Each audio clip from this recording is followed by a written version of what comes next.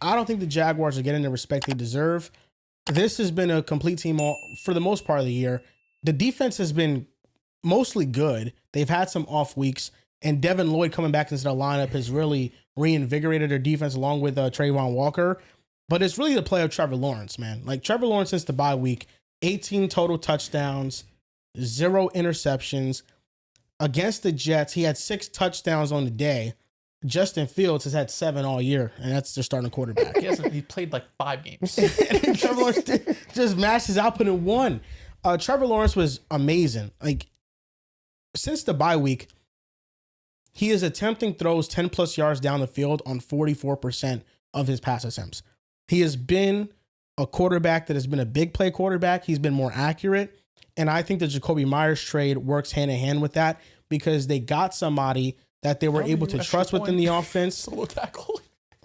Really? Yeah, sorry. Tough. Sorry. He was able to become somebody that Trevor Lawrence can trust, so Trevor Lawrence can now anticipate better in the offense.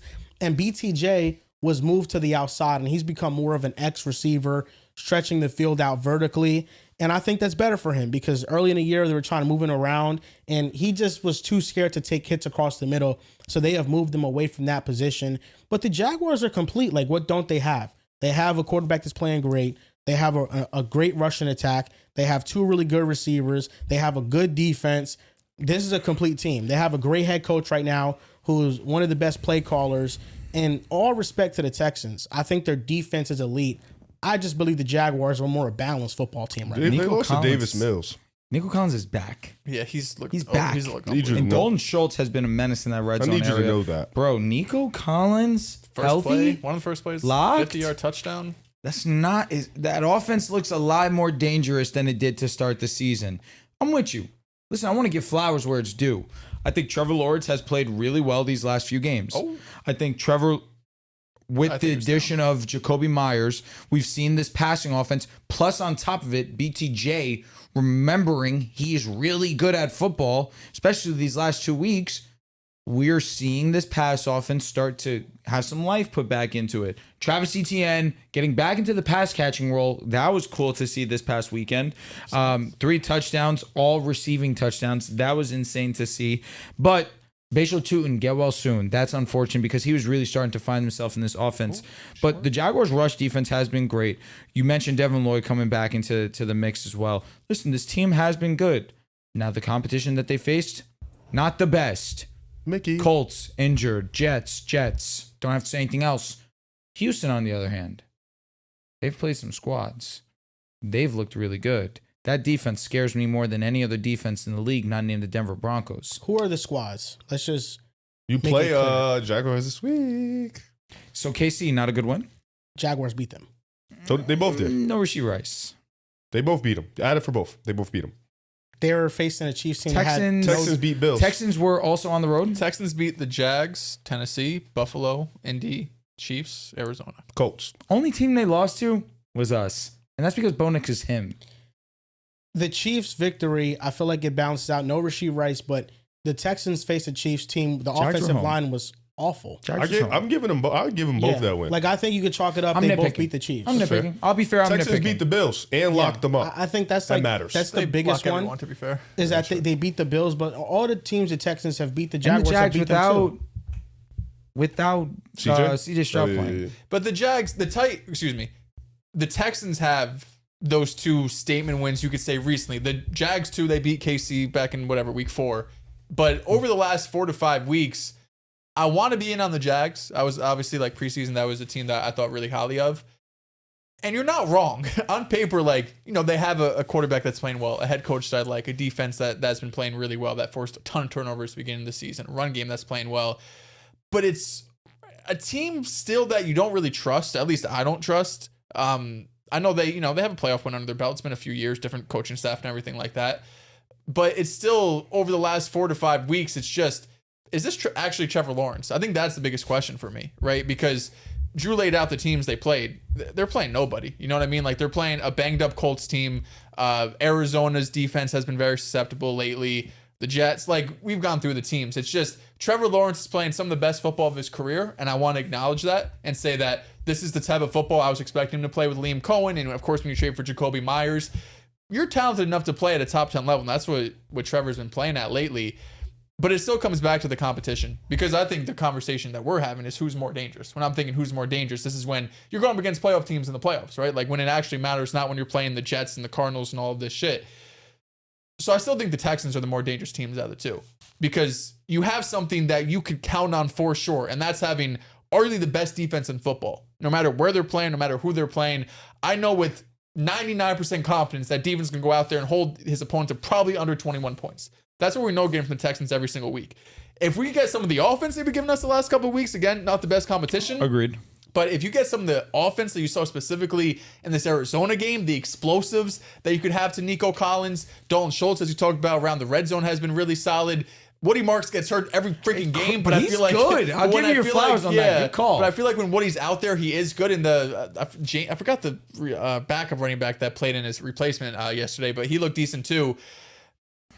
The Texans are more so, I know my floor is super safe with this defense, and we can go out there and win an ugly ass game 10-7 in the playoffs if we have to. And the ceiling is there too, because if this offense looks like what it did in some, it's not even every week, right? It's not every week, but in some of the last few weeks since CJ Stroud has returned, at least 2 out of the last 3 weeks, this team, Drew's right to be most scared of them in terms of the AFC, because that defense puts you in hell, and they could have those explosives on offense. I guess that's what I'm betting against. I'm Jawar Jordan, by the way. He had a good game. I thought it was 15 for James. 101. Yeah. That's what I'm betting against. I'm betting against the offense being viable against great defensive lines, which in the playoffs, we know they're going to go How up against many? some good defensive lines. It's us and who? I think the Jaguars is a Okay, tough defense I'm to go fine up with you against. saying Jags division game 2 tough matchup. Who else? You understand? Like That's no it. hate. That's it though. But the Patriots defensive lines is not with bad. Milton, fine. Without, do you fear Like, them? But here's the thing: you also have to take into account the Texans' offensive line versus these other units who may look underwhelming, but against this specific unit, Fair. can really Fair. take it over. I don't disagree. So I think this is just how I'm CJ's playing good wired. ball too. There has been very few exceptions where it has happened where an offensive line is completely terrible.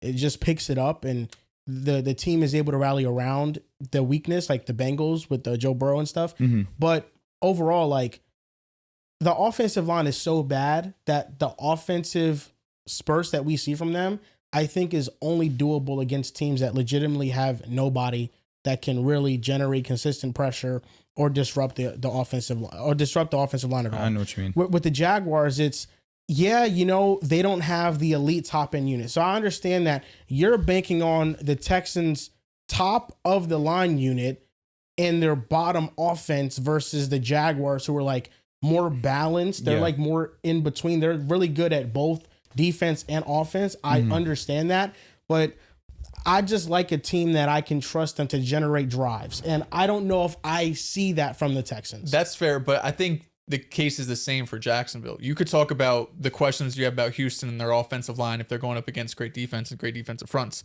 What happens to Jacksonville's offense if they go up against a top tier defense? But they're 7th in pass block grade this year. The Texans are 26. Yeah, sure. I'm just saying, just their offense, Texans just had a Trevor tougher Lawrence, schedule. just like what this offense looks like in the playoffs against a top tier defense. Because Trevor's playing great, but like we acknowledge the competition. You'll Well, also we'll see see it. that next week. We'll see it this Literally, week. yeah, exactly. It'll be a preview. So you have the Jaguars? I just think, the Jaguars are more of a balanced team, and I That's favor fair. that. That's I don't fair. mind you going I with don't hate balance, it. but top end units, you don't see them. You don't see them the way you see Houston. And in terms of Trevor Lawrence and Can't CJ take a Stroud, sack. And he took a sack. I think Trevor Lawrence and CJ Stroud, they're pretty much in the same tier. The difference is that Trevor Lawrence is in a good offensive infrastructure. So I think that this was my whole argument to begin the year when we had the debate to begin with, is that the Jaguars offense might look underwhelming now. But I think as the season progresses, I still have hope that we're going to see a really good Trevor Lawrence figure it out. And this is kind of the version that I thought we'd see. Now, not against the best competition, but what's encouraged me has been his accuracy. And now this week, we'll see. If he plays really well against the Broncos defense, then I feel That like changes everything. It feels like the 100%. Jaguars really put themselves on the radar because they made a statement. And Most we're home. regular season games don't matter in terms of like these playoff teams. I think the Broncos game against the Packers definitely mattered.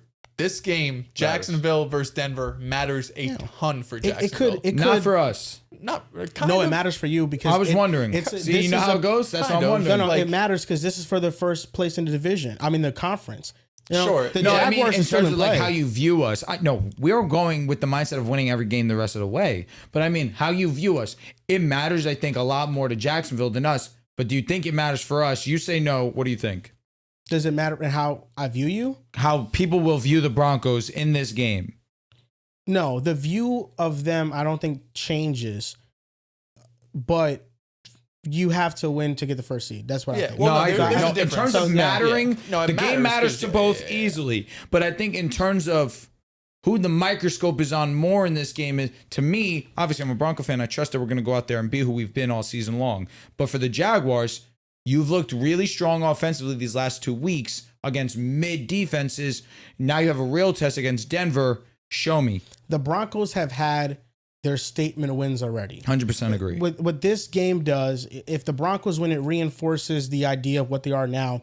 If the Jaguars win, though, it adds real validity to the point that I they agree. can make it out the AFC too. I don't hate that Like opinion at I all. think that is the difference. Where I think coming into this game, you really don't think Jacksonville is as good of a team as Denver. But if they beat Denver, you're like, okay, in the playoffs, anything can happen. And right now, all these teams are still fighting for home field advantage. Like if the Patriots want to get back to being number one in the AFC, they have to hope and pray the Broncos lose. Like if the Broncos lose this week, the first seed in the AFC essentially becomes up for grabs. If they win this week, they lock it up. Nobody's catching them.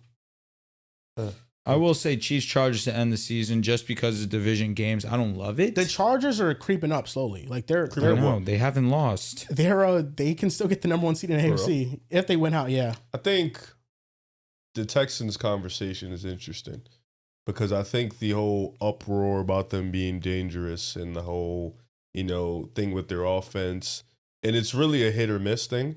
But they've kind of been showing you who they were all year. It's just about if the offense can string together 2 to 3 to 4 good drives, and they've been a lot more consistent lately.